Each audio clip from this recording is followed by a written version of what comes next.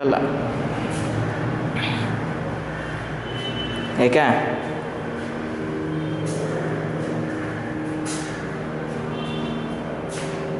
ನಾನು ಹೋಗಲ್ಲ ಈ ವರ್ಷ. ನೋಡ್ತೀನಿ, 99% ಹೋಗಲ್ಲ. ಅದೇ ಮಾತಾಡಲ್ಲಲ್ಲ ನಾನು ಆಂಟಿ. ನಾನು ಹೋಗಲ್ಲ. ಅವ್ರಾಗ ಅವ್ರು ಫೋನ್ ಮಾಡೋವರೆಗೂ ನಾನು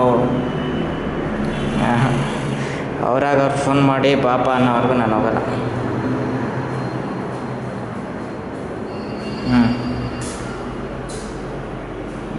ಸರಿ.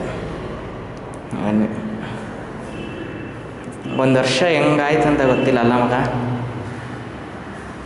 ಟಕ್ಕಂತ ಹೋಗ್ಬಿಡ್ತು. ಹೋದ ವರ್ಷ ನಾನು ಇನ್ನೂ ಅರ್ಧ ರಾತ್ರಿಯಲ್ಲಿ ಎತ್ತೋಗಿದ್ವಿ.